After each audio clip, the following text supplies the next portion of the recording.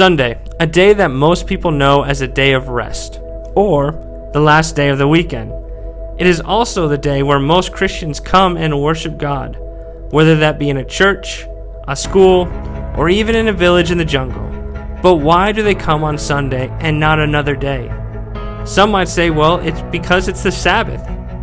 This sounds nice and even spiritual, and the Bible does talk about the Sabbath, and that we are to keep it holy, as Exodus 20, 8-9 and 11 says. But we have one problem with this. Sunday is not the Sabbath, it's Saturday. On Saturday you would go to the synagogue, where you would come to worship God and learn, and go back home and rest. And we know that Jesus would follow the Sabbath, for throughout the Gospels we see it say that on the Sabbath he would go to the synagogue and teach. And even after Jesus had ascended to heaven, the early church followers would honor the Sabbath. It was actually customary for the Apostle Paul to go to the synagogue on the Sabbath and talk with the leaders about Jesus. But even though the early church would honor the Sabbath, they would also start to come together on another day, and that was Sunday. They would come together just like on Saturday, where they would gather and eat together, worship, learn, as well as have communion.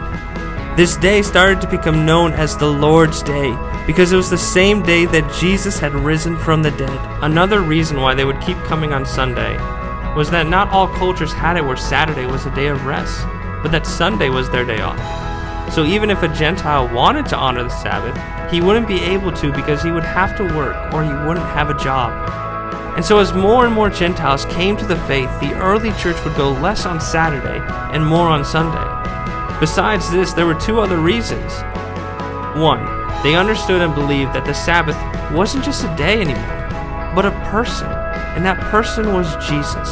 Because Jesus said in Mark 2:28 that he was the Lord even on the Sabbath. Second, as we said earlier, it was the same day Jesus had rose from the dead, and in like manner, when we accept him, our spirits come back to life.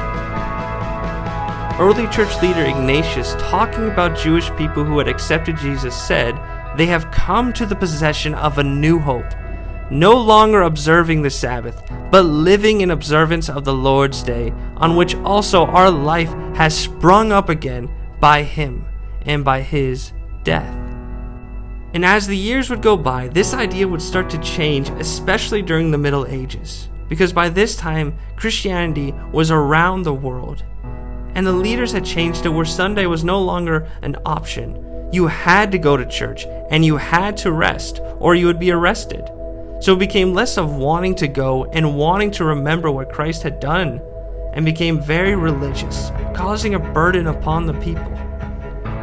But during the Protestant Reformation, we would start to see a shift change, where the original meaning would come back, but it never had the full aspect like it once did.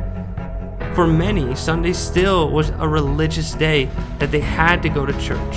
They had lost the real purpose of remembering what Christ had done for them and how he had made them alive in him. Today, for the most part, people go to church on Sunday.